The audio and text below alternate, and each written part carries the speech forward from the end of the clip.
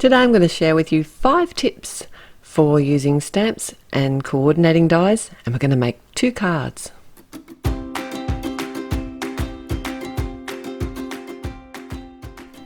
Welcome back. It's time to take 2 with Therese at Alter New, and I've got these 2 cards I'm going to be sharing with you using the Fragile Foliage stamp and coordinating die set.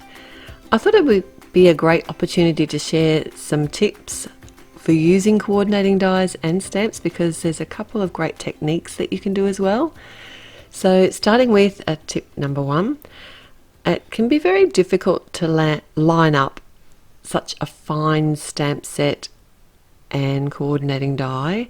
I have die cut the image, that's the small and the large image, from some white cardstock and put it in my Misty tool.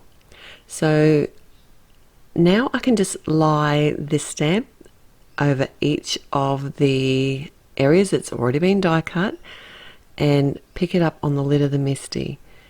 And I'm going to do that for both of the stamps, and that way I can actually do a practice stamp here and see how it's going to stamp out, so I can always move the stamp if I need to adjust it at all.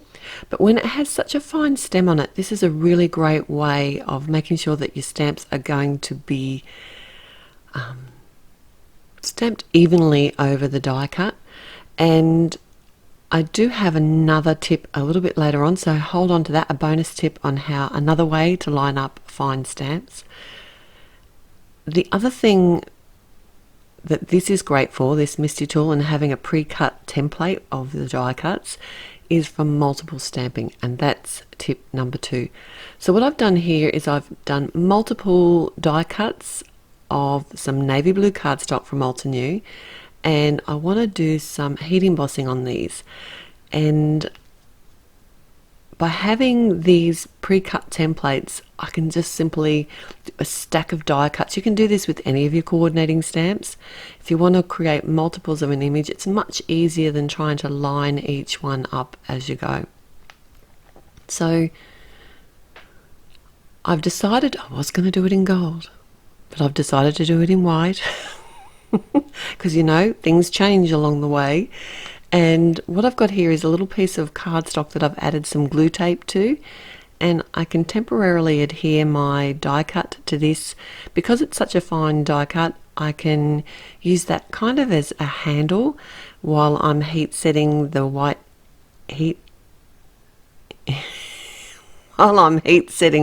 embossing powder on the cardstock. I did prep my cardstock while it was in the Misty with a powder tool, because it's such a dark colour it would show any strays of embossing powder, but it is a really busy image, so it's quite forgiving in that respect. And I'm only showing you the making of one of these, but I did do quite a few for my card. Alright, so onto the sentiment now. I have used the Bold Thanks die set, and I've cut the base piece out of some vellum cardstock and the actual thanks word out of some white, Nina white, 110 pound, and I'm using some liquid glue just to adhere that together. So I want to give this a few minutes to dry while I'm assembling the rest of my card. And the nice thing about these bold letters, it means that I'm still going to be able to pop this sentiment up on the front of my card, even though it's got the vellum behind it. You're not going to be able to see the tape. And that brings me on to tip number 3, which is actually a technique. So with coordinating dies and stamps, you can create a faux embossed background. So I've die cut all of my images and heat embossed them already, and now I'm just working out where I want them on the front of my card. I'm adding some glue tape here. I find this is very forgiving because I can actually move things around a little bit. I don't have to worry about glue seeping out the edges, and because it's a dotted glue tape, it actually works well on those little intricate areas of the die cut as well. And to make sure that my die cuts look like they're part of the paper, I just like to make sure that I've got plenty of glue holding all the edges down. So basically I'm just laying these out all over the top of a piece of navy blue coordinating cardstock, and this is the trick to create that faux embossed look. the background, you really should have the background the same color as the die cuts that you're going to place on top, and it actually then looks like it potentially could have been pushed up from the background. You can do this with white, you can do it with any color. If I did it with a pattern paper, I'd make sure that it coordinated with the underlying pattern underneath so that it looked like it flowed through the piece that was actually die cut and sat on top. So I simply just cut the edges off the foliage with my scissors by flipping the cardstock over, and I wanted to add another little piece to the corner, so I just grabbed one of those scrap stray bits, and that worked really well. So I've popped up the panel on some fun foam and adhered that to the front of a top fold card, and then I can just add the sentiment on top. Okay, so we're going to get on to the next tip very soon, but first I have a bonus tip for you. I want to show you another way to line up fine stamps with their coordinating dies. So what I like to do is I can lay the die down so the cutting side is down, and then I can simply add my stamp over top of the die with the stamp side down. So that has the back of the stamp facing me, and I can simply pick that up with a block, and voila, they should be the same. Alright, so this technique, which is tip number 4, it's another background technique, and I've got my Big Shot plate here, and I want to make sure that my die and my cardstock are going to fit through when I roll it through my Big Shot. So this cardstock's cut to the same size as the front of my card, and I want to actually stamp over the whole card. So when I line up my dies over top, they need to be able to fit through my machine. Of course, depending on the size of your machine, it might not matter if you've got a larger machine, or if you can turn your cardstock on the side, that works as well. So I have the larger image. When I'm stamping out a background panel, I like to start with my larger images, because then I can come in with the smaller dies, smaller stamps, and fill in some gaps. And I've got the olive ink, and I'm using my stamping mat. I think that when you are stamping out with the block like this, the stamping mat just gives it that little bit of forgiveness, and you get a better impression.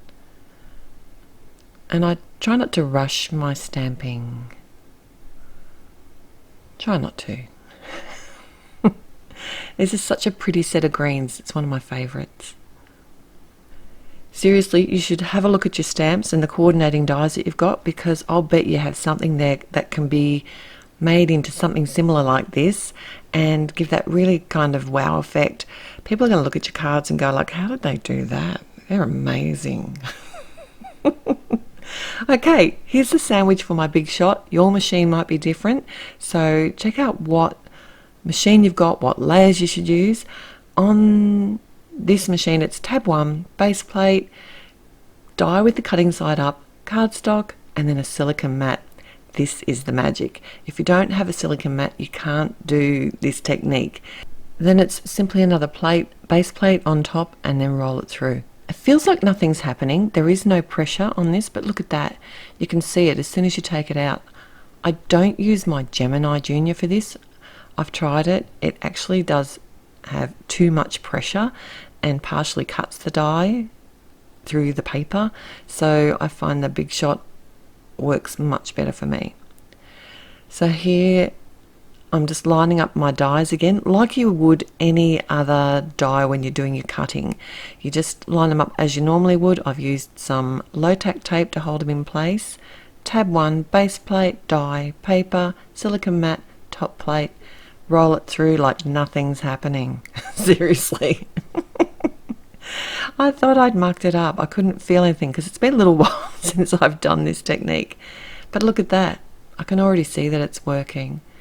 And what this does is create a debossed area around your image. And I went ahead and actually did this around every image on this panel that I created. Doesn't that look cool? Okay, so now we're going to be putting the card together and sharing a final technique.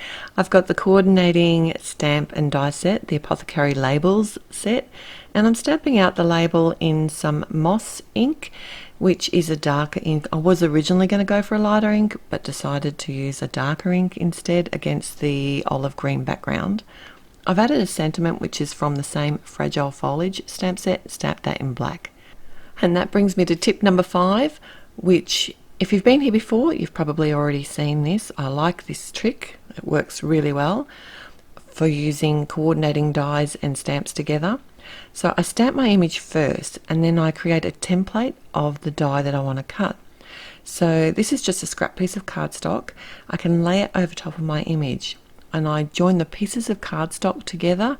And this time I've actually taped them to my plate as well with some low-tack tape, and then I can actually fit the die in place like a jigsaw puzzle piece. I can actually feel that sit within that template, within the die cut, and then I just add lots of tape because I don't want to have to re-stamp this. I know it's less likely to shift if I add lots of tape.